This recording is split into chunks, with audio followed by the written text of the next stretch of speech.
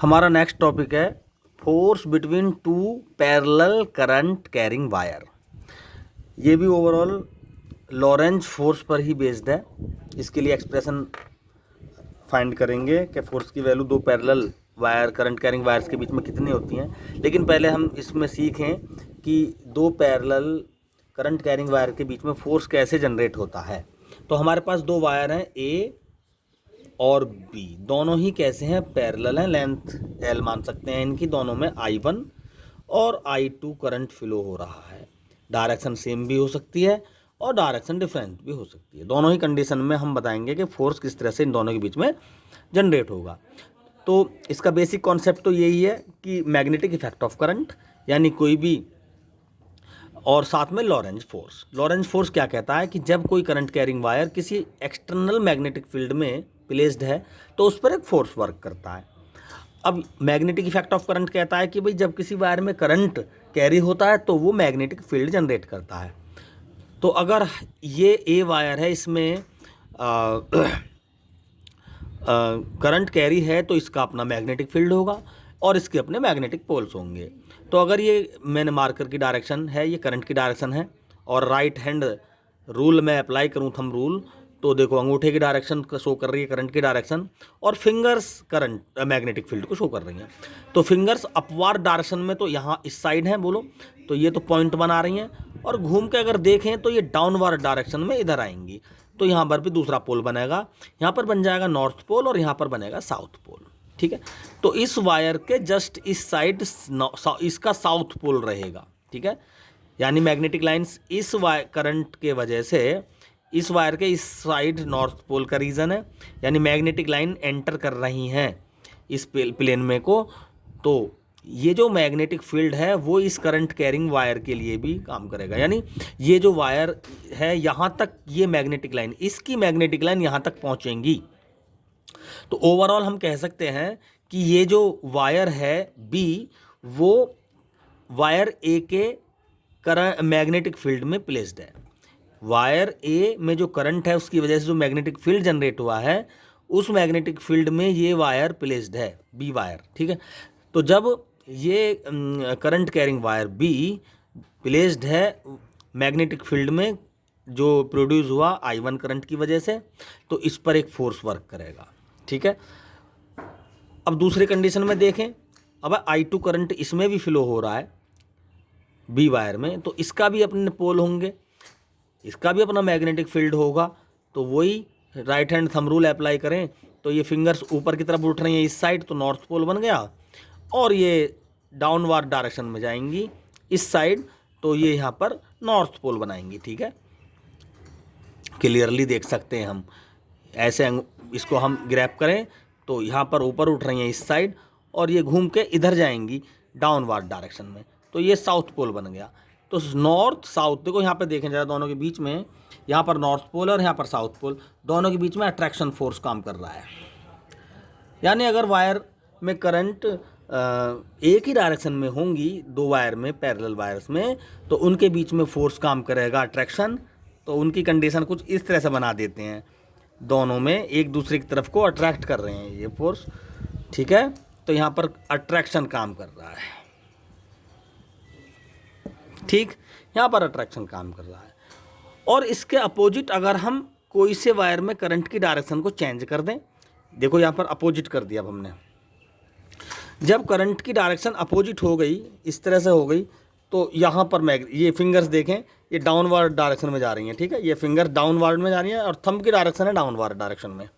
तो ये यहाँ पर क्या बन जाएगा, यहाँ पर क्रॉस बन जाएगा साउथ पोल, और यहाँ पर बन जाएगा नॉर्थ पोल, क्योंकि फिंगर्स, ये वायर हमने ग्रैब कर रखा है फिंगर्स से।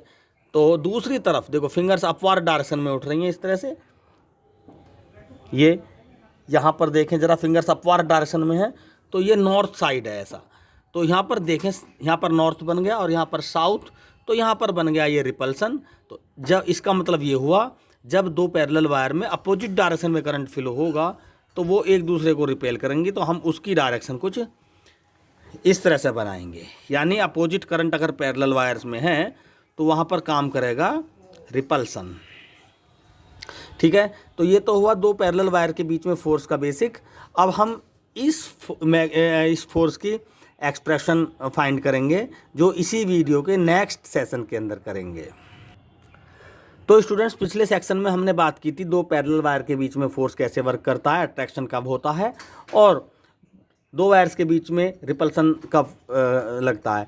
यानी हमने बताया था कि अगर वायर्स में पैरेलल वायर में करंट सेम डायरेक्शन में है तो अट्रैक्शन फोर्स काम करता है उनके बीच में, और अगर वायर में करंट अपोजिट डायरेक्शन में होती है तो उनके बीच में फोर्स काम करता है रिपल्सन का। ठीक है।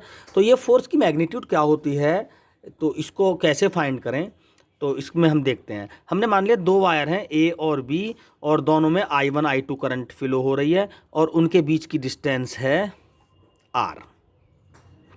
तो ओवरऑल जो वायर ए है ये बी के मैग्नेटिक फील्ड में प्रेजेंट है और जो वायर बी है वो ए के मैग्नेटिक फील्ड में प्रेजेंट है। इसका मतलब ये हुआ करंट कैरिंग वायर किसी ना किसी मैग्नेटिक फील्ड में प्रेजेंट होगा और उस पर फोर्स काम करेगा F = I/B/L।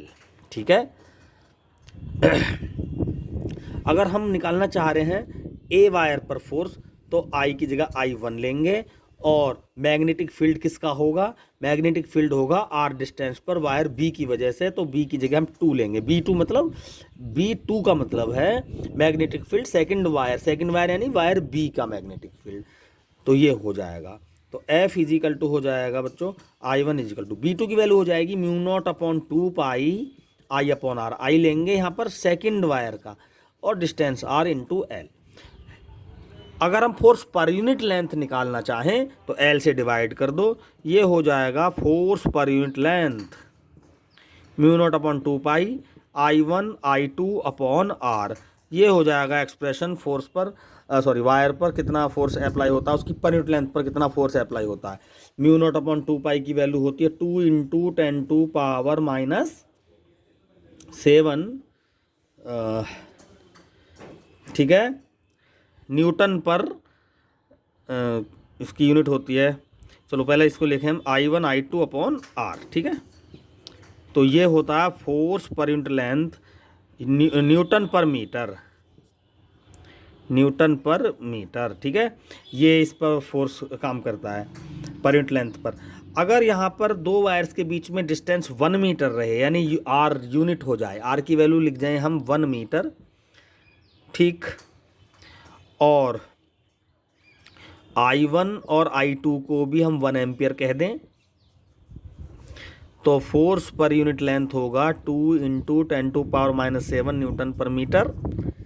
इसका मतलब ये हुआ अगर दो वायर एक दूसरे से 1 मीटर की डिस्टेंस पर हैं और उनके बीच में 2 × 10⁻⁷ न्यूटन पर मीटर का फोर्स अप्लाई हो रहा है उनके पर यूनिट लेंथ पर, तो समझो उनके बीच में जो करंट फ्लो हो रहा है वो उसकी वैल्यू होती है 1 एम्पियर। तो इसको हम 1 एम्पियर की डेफिनेशन भी बोलते हैं कि किसी वायर के पर यूनिट लेंथ पर जो 1 मीटर की डिस्टेंस पर प्लेस्ड हैं, पैरेलल हैं, उनके बीच में अगर पर यूनिट लेंथ पर 2 × 10⁻⁷ न्यूटन का फोर्स अप्लाई हो रहा है पर मीटर यानी पर यूनिट लेंथ पर, तो समझो कि 4 वायर्स में 1 एम्पियर का करंट कैरी हो रहा है। ठीक है। Thank you.